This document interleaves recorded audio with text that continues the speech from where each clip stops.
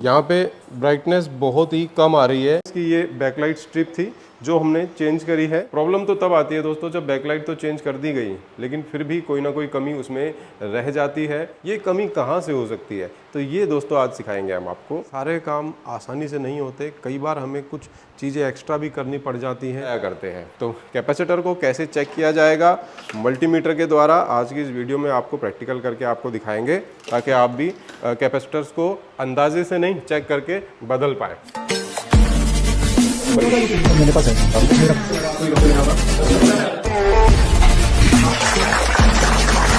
बढ़ती चली जाएगी। दोस्तों एक टीवी आया हुआ है हमारे पास 40 इंची का, वीडियोकॉन कंपनी का, जिसकी बैकलाइट ख़राब थी। तो बैकलाइट तो हमने चेंज कर दी है क्योंकि बैकलाइट की प्रॉब्लम को ठीक करना मुझे नहीं लगता आपके लिए कोई बड़ी बात होगी। प्रॉब्लम तो तब आती है दोस्तों जब बैकलाइट तो चेंज कर दी गई लेकिन फिर भी कोई ना कोई कमी उसमें रह जाती है, और वो कमी कहाँ से ठीक होगी वो एक बड़ी बात हो सकती है दोस्तों। तो आज जो टीवी हमारे पास है उसके अंदर ऐसी एक कमी आई हुई है जिस कमी को हम आपको ठीक करना सिखाएंगे, क्योंकि आपकी दुकान पर भी ऐसी कमी ज़रूर आ सकती है जिसमें बैकलाइट चेंज करने के बाद भी कोई उसमें मिस्टेक रह जाए, कोई प्रॉब्लम रह जाए। और उस प्रॉब्लम को पहले मैं आपको दिखाना चाहूँगा कि वो क्या प्रॉब्लम है। तो दोस्तों यहाँ पर आप देख सकते हैं इसकी ये बैकलाइट स्ट्रिप थी जो हमने चेंज करी है। उसके बाद चेंज करने के बाद जो पिक्चर की कंडीशन है वो ये है। यहाँ पे ब्राइटनेस बहुत ही कम आ रही है, मतलब ऐसा लग रहा है लाइट बहुत ही कम जल रही है। तो फिर हमने चेक किया कि जो बैकलाइट हमने लगाई है वो बैकलाइट कितने वोल्ट की है, और हमारा जो टीवी है, जो इसका जो बैकलाइट ड्राइवर सेक्शन है, वो कितना वोल्टेज बैकलाइट को दे रहा है। तो ये चीज़ मैं आपको अभी चेक करके दिखाऊंगा दोस्तों। फिर उसके बाद इस कमी को कैसे ठीक किया जाए ये आपको मैं सिखाने की कोशिश करूंगा, ताकि आपकी दुकान पर भी अगर ऐसी कोई कमी आए तो उस कमी को आप आराम से ठीक कर पाए। इसके साथ एक और कमी हमें इसमें नज़र आई, वो हम इसके बाद आपको बताएंगे। ठीक है, पहले मैं आपको ये एक चीज़ बता देता हूँ दोस्तों कि ये जो आप देख रहे हैं ये इस टीवी की पावर सप्लाई है, ये इसका मेन बोर्ड है, और ये इसका बैकलाइट का कनेक्टर है। तो इसकी जो बैकलाइट है इसमें 4 बैकलाइट लगी हुई हैं जिसके पॉजिटिव नेगेटिव 4 पेयर जो है यहाँ से आकर निकले हुए हैं। तो जब हमने बैकलाइट को बैकलाइट टेस्टर से चेक किया तो तकरीबन 30 वोल्ट के आसपास बैकलाइट स्ट्रिप ले रही थी, लेकिन जब हमने टीवी चला करके यहाँ पर जब चेक किया तो वोल्टेज बहुत ही कम जो है यहाँ पर मिल रही थी। तो एक बार मैं आपको वोल्टेज भी चेक करा देता हूँ दोस्तों। तो टीवी को स्विच ऑफ कर देते हैं क्योंकि फॉल्ट तो दोस्तों आपने देख ही लिया है। टीवी कितना वोल्टेज दे रहा है दोस्तों मैं आपको चेक करा दे रहा हूँ। ये नेगेटिव है तो ये मीटर की वायर नेगेटिव में रख दिया है, मीटर को डीसी पे सेट कर दिया है, और ये पॉजिटिव है। तो आप यहाँ देख सकते हैं मल्टीमीटर में करीब करीब 10 वोल्ट आ रहा है, सभी पिनों पर 10 वोल्ट आ रहा है। ठीक है, ये थी हमारी सबसे पहली टेस्टिंग, जिसमें यही देखना पड़ता है कि जितने वोल्ट की बैकलाइट है उतने ही वोल्ट हमारा जो बैकलाइट ड्राइवर है वो बैकलाइटों को दे रहा है या नहीं दे रहा है। तो दोस्तों आपने ये खराबी यहाँ पर देख ली क्या है। तो अब इस वोल्टेज को कैसे बढ़ाना है, ये कमी कहाँ से हो सकती है, तो ये दोस्तों आज सिखाएंगे हम आपको। स्वागत है दोस्तों आपका राज टेक्निकल इंस्टीट्यूट के यूट्यूब चैनल पर। दोस्तों हमारे इस चैनल पर मोबाइल रिपेयरिंग और एलईडी टीवी रिपेयरिंग की नई नई वीडियोस आती रहती है, जिन वीडियो के माध्यम से आप इन्हें फॉलो करके अपनी दुकान पर बैठे ही कुछ ना कुछ अपना ज्ञान बढ़ा सकते हैं। और इस ज्ञान के बदले में दोस्तों आपको हमारी गुरुदक्षिणा देनी होती है, जिसके लिए आपको हमारा चैनल सब्सक्राइब करना है और हमारे टेक्नीशियन भाइयों को वीडियो शेयर करनी होती है, और वीडियो अच्छी लगे तो लाइक भी करनी होती है। साथ ही हमारा एक और चैनल है राज टेक्निकल इंस्टीट्यूट एक्स्ट्रा, जो लिख करके आप यूट्यूब के सर्च बार में सर्च कर सकते हैं। हमारी मोबाइल और एलईडी टीवी रिपेयरिंग की वीडियोस उस चैनल पर भी आती रहती है। तो आइए दोस्तों शुरू करते हैं और देखते हैं कि इस प्रॉब्लम को कैसे ठीक करना है। तो दोस्तों जैसा कि आपने भी देखा था, बैकलाइट ड्राइवर बैकलाइटों के लिए 9 वोल्टेज दे रहा था।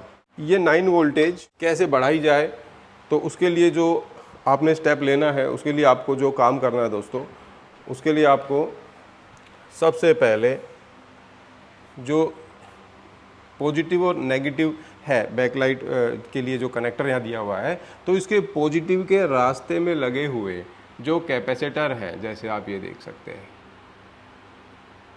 ये सब कैपेसिटर जो है, जो भी इसके पॉजिटिव के रास्ते में आता है वो कैसे आपको पता चलेगा? मीटर को बजर पर रख के एक तार आप पॉजिटिव वाली पिन पे रखें और दूसरी तार जो कैपेसिटर आसपास लगे हैं उनके पॉजिटिव पॉइंट पर लगा के देखें। तो जो भी बजर करेगा तो समझो आप कि वही जो कैपेसिटर है वो बैकलाइट का कैपेसिटर है। ठीक है, तो सबसे पहले स्टेप में हमें उन कैपेसिटर को ढूंढकर उन्हें चेक करना पड़ता है। वैसे तो आपको पता ही होगा दोस्तों कि कैपेसिटर जब ख़राब होता है तो फूल जाता है, लेकिन हमें हमेशा इस फार्मूले पर नहीं चलना होता, हमें कैपेसिटर को चेक भी करना पड़ता है दोस्तों, क्योंकि कैपेसिटर हमेशा फूलते नहीं है, वैसे भी ख़राब हो जाया करते हैं। तो कैपेसिटर को कैसे चेक किया जाएगा? मल्टीमीटर के द्वारा आज की इस वीडियो में आपको प्रैक्टिकल करके आपको दिखाएंगे, ताकि आप भी कैपेसिटर्स को अंदाजे से नहीं चेक करके बदल पाएँ। तो सबसे पहले आपको इन कैपेसिटर्स को हम चेक करके बताएंगे। अगर इनमें ही कमी हुई तो पहले इनको हम चेंज करके देखेंगे, इससे फॉल्ट ठीक होता है तो ठीक है, नहीं तो फिर आपको फिर उससे अगला स्टेप आपको बताएंगे। तो कैपेसिटर को दोस्तों चेक करने के लिए आपको क्या करना है, उसको पीसीबी बोर्ड से आपको निकाल लेना होगा। ठीक है, लगे लगे आप चेक मत करो, उसे आप बाहर निकाल लो और उसमें निकालने के बाद क्या देखना है वो दोस्तों अभी थोड़ी देर में आपके सामने आ जाएगा। तो सबसे पहले तो इस टीवी की हम हटा लेते हैं पावर, और इसकी जो पावर सप्लाई है इसको कर लेते हैं डिस्चार्ज। ये डिस्चार्ज हो गई। पावर सप्लाई को हम खोल लेते हैं। सबसे पहले दोस्तों कैपेसिटर को निकालते हैं बाहर। ऐसे तो दोस्तों पेस्ट और डिसोल्ड वायर का हम अगर इस्तेमाल करते हैं तो जितना भी एक्स्ट्रा सोल्डर है वो डिसोल्ड वायर पे आ जाता है और कैपेसिटर की जो ये जगह है बिल्कुल साफ़ हो जाती है। तो फिलहाल हमने उसका यूज़ नहीं किया है, लेकिन आपके पास अगर है तो ज़रूर कर लेना। ये कैपेसिटर हमने हटा दिया है। तो चलिए डिसोल्ड वायर तो हमारे पास भी है तो हम उसी का इस्तेमाल कर लेते हैं। ये देखिए डिसोल्ड वायर ने सारा एक्स्ट्रा सोल्डर खींच लिया है।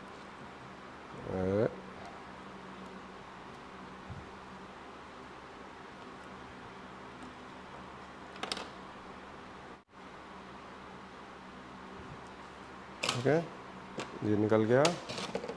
एक और है, ये भी इसी की लाइन में लगा हुआ था दोस्तों। तो मीटर को बजर से लेकर के तो मैंने आपको भी चेक नहीं कराया है, लेकिन मैंने चेक कर लिया है, इसके पॉजिटिव से कनेक्शन यहीं पे जा रहा है। तो आप चेक कर लेना उसको। ज़रूरी नहीं है कि आपके पास सेम बोर्ड आए, लेकिन दोस्तों फॉल्ट को निकालने का तरीका तो लगभग सेम ही होता है सारे टीवीओं में। तो इसका भी कैपेसिटर हम डिसोल्ड वायर से ही निकाल लेते हैं।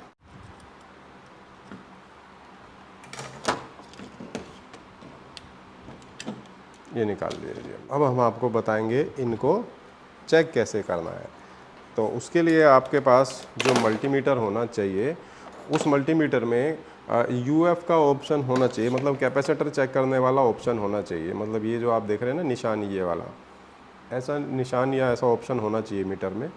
तो यहाँ पर आप देख सकते हैं इस बटन पे बजर भी है, कैपेसिटर का निशान दिया है, डायोड दिया है, रेजिस्टेंस का निशान दिया है। तो हम यहाँ से दबा करके कौन सा कंपोनेंट आपको चेक करना है वो आप सिलेक्ट कर सकते हैं। जैसे यहाँ पर ओम्स आ गया तो हम रेजिस्टेंस चेक कर सकते हैं, डायोड आ गया तो डायोड चेक कर सकते हैं, ये रेजिस्टेंस आ गया और ये बजर आ गया। यहाँ पर किसी की कंटिन्यूटी देखनी है आपको, सप्लाई चेक करनी है तो आप कर सकते हैं, और कुछ वैल्यू तक रेजिस्टेंस भी आपको बता देगा। और अब बटन दबाया तो ये NF आ गया, नैनो फैरेड। तो यहाँ पर कैपेसिटर पे अब ये सिलेक्ट हो गया। अब कैपेसिटर यहाँ से चेक करेंगे। तो कैसे इसको चेक करेंगे, कैसे मीटर बताएगा कि कैपेसिटर ख़राब है या सही है, तो अब आपने वो चीज़ पे ध्यान देना है। तो उसके लिए सबसे पहले आपको कैपेसिटर की जो वैल्यू है वो पहले आपको चेक करनी है। तो देखनी है कि कैपेसिटर का वैल्यू क्या है।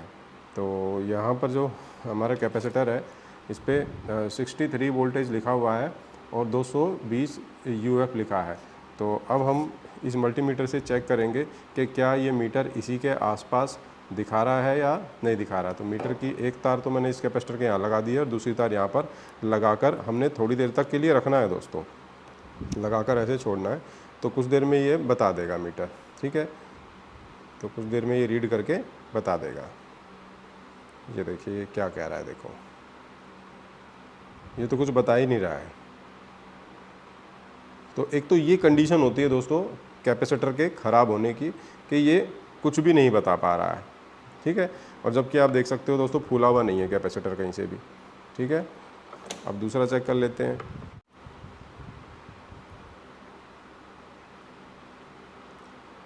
तो ये दूसरा कैपेसिटर है दोस्तों, ये भी यहाँ पर सिर्फ 0.026 नैनोफेरेड बता रहा है, जबकि ये 220 माइक्रोफेरेड का कैपेसिटर है। तो ये भी ख़राब है। अच्छा, ये नहीं किया है ना, चलिए इसको भी चेक कर लेते हैं।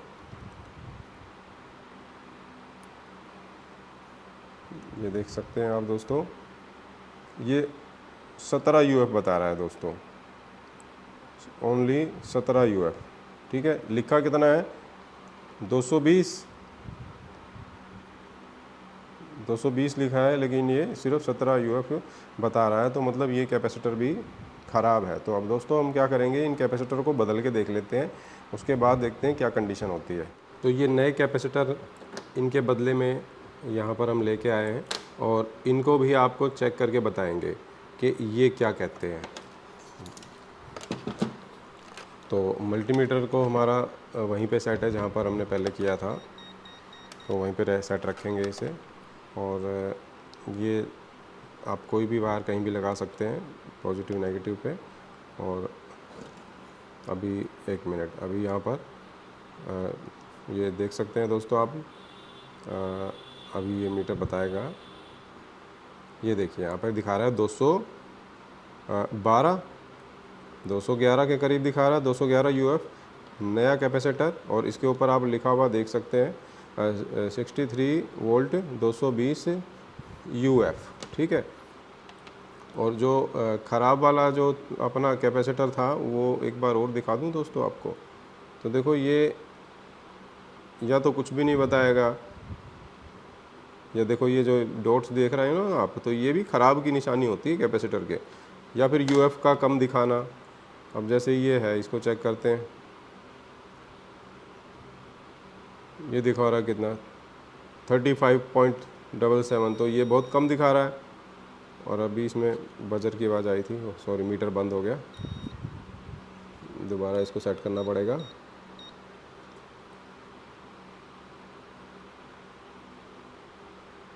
ये देख सकते हैं दोस्तों, काफ़ी कम हो गया है, 220 से 32 यूएफ हो गया है। तो अभी तो ये कमी जो है हमें मिल गई है, तो उसकी जगह पर कैपेसिटर हम लगाएंगे, उसके बाद देखेंगे कि आगे क्या कमी इसमें होती है। तो दोस्तों, जितने भी जेन्युइन फॉल्ट आते हैं ना हमारे पास, जो कि रिपेयरिंग की शॉप्स पे आते हैं, तो वो यही होते हैं दोस्तों। हम कि कोई फॉल्ट जानबूझकर उसको बनाकर आपके सामने नहीं लाते हमारी वीडियो के अंदर। जब भी कोई ऐसी चीज़ आती है हमारे सामने कि हाँ भाई आपको सिखानी समझानी चाहिए, तो हम वो वीडियो ज़रूर बनाते हैं। तो अब दोस्तों, ये कैपेसिटर हम इसकी जगह पर जो है लगा देंगे यहाँ पर। तो इनको इस तरह से रख देते हैं पहले, उसके बाद पीछे सोल्डिंग कर देंगे। दोस्तों, इन कैपेसिटर की जगह पर हमने ये कैपेसिटर लगा दिए हैं। अब इनके लगाने के बाद अभी एक बार सोल्डिंग कर लेते हैं, फिर उसके बाद चेक करेंगे कि प्रॉब्लम जो थी इसकी ठीक हुई या नहीं हुई। रिपेयरिंग के काम में दोस्तों ऐसा नहीं होता है कि भाई एक ही कमी कई बार मिले, कई बार ज़्यादा भी मिलती है कमियां। एक चीज़ को आप ठीक करेंगे, दूसरी आपको मिल सकती है उसमें ख़राब। तो अगर आप टेक्नीशियन नहीं हैं और यूट्यूब पर देख कर के टीवी रिपेयर करने की कोशिश करना चाहते हैं, तो आपको तभी करना चाहिए जब आपको कुछ रिपेयरिंग की नॉलेज हो। नहीं तो आप अपने नज़दीकी किसी टेक्नीशियन से दिखाएं, क्योंकि उनको पता होता है कि स्टेप बाय स्टेप काम किस तरह से करना है, कैसे करना है। ठीक है, तो ज़्यादातर ऐसा होता है, ट्रेनिंग आपने नहीं ले रखी है और आप रिपेयरिंग करने बैठते हैं, तो चीज़ ठीक होने के बजाय ख़राब होने के चांस उसमें ज़्यादा रहते हैं। और ये जो तारें कटी है ना इसकी एक्स्ट्रा, तो इनको ध्यान से हटा देना अच्छे से पीसीबी में से, नहीं तो शॉर्टिंग होने के चांसेस में होते हैं।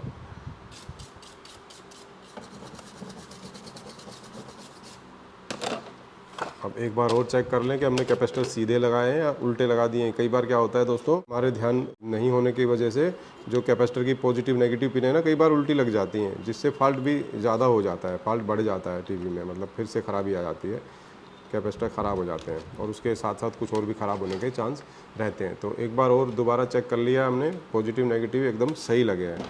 और अब देखते हैं कि टीवी की कंडीशन क्या है। टीवी को ऑन करने के बाद अब वोल्टेज चेक करेंगे। पहले 9 वोल्ट आ रहा था दोस्तों, और अब देखते हैं कितना वोल्ट आ रहा है। अब आ रहा है 32। अगर आपने 9 वोल्ट नहीं देखा था तो आप वीडियो को बैक करके भी देख सकते हैं। तो अब 32 वोल्टेज यहाँ पे आ रहा है, वोल्टेज बढ़ चुका है। और अब हम टीवी को देखेंगे कि इसकी क्या कंडीशन है। तो यहाँ पे आप देख सकते हैं इसकी ब्राइटनेस पहले से बहुत ज़्यादा बढ़िया हो गई है, और बल्कि ये कह सकते हैं कि अब ये परफेक्ट हो गया है। अब हम ये कस्टमर को दे सकते हैं। दोस्तों, जैसा कि आपने देखा कि सारे काम आसानी से नहीं होते, कई बार हमें कुछ चीज़ें एक्स्ट्रा भी करनी पड़ जाती हैं रिपेयरिंग करने के लिए, लेकिन कस्टमर को हम प्रेजेंट में जो फॉल्ट नज़र आ रहा है उसी के हिसाब से खर्चा बताते हैं, लेकिन बाद में हमारी और भी मेहनत उसमें लग जाती है, पार्ट्स लग जाते हैं। तो जैसा कि आपको पता ही है दोस्तों कि ये जो 3 कैपेसिटर हमने निकाले थे तो उनकी जगह पर दूसरे कैपेसिटर लगाए, और ये कैपेसिटर जो कि देखने में बिल्कुल ठीक लग रहे थे, तो हमने आपको मल्टीमीटर से इन कैपेसिटर्स को चेक करना भी सिखाया। तो इस वीडियो में जो भी आपको हमने बताया, तो उम्मीद करते हैं कि उससे आप भी आगे से कैपेसिटर को चेक कर पाएंगे और उससे संबंधित फॉल्ट को रिपेयर कर पाएंगे। इसी की तरह दोस्तों, आगे भी अगर आप हमारे चैनल पे नए नई वीडियोस देखना चाहते हैं एलईडी टीवी रिपेयरिंग की, तो आप हमारे चैनल को सब्सक्राइब कर सकते हैं। तो हमें हमारी गुरुदक्षिणा मिल जाती है हमारे ज्ञान के बदले में। और दोस्तों, आप अगर चाहते हैं राज टेक्निकल इंस्टीट्यूट से सीखना मोबाइल या एलईडी टीवी, तो आप स्क्रीन पे दिए गए नंबर पे कॉल करके हमसे कोर्स की जानकारी ले सकते हैं। दिल्ली के बाहर से आने वाले सभी स्टूडेंट्स के लिए यहाँ पर रहने खाने की पूरी व्यवस्था है, आप यहाँ पर आकर के रह करके सीख सकते हैं। इसके अलावा हमारा जो दूसरा चैनल है राज टेक्निकल इंस्टीट्यूट एक्स्ट्रा, तो उस पर भी आप जा करके उसे सब्सक्राइब कर सकते हैं, क्योंकि उसमें भी एलईडी टीवी रिपेयरिंग की वीडियोज़ आती रहती हैं। ठीक है दोस्तों, मिलते हैं आगे एक नई वीडियो के साथ।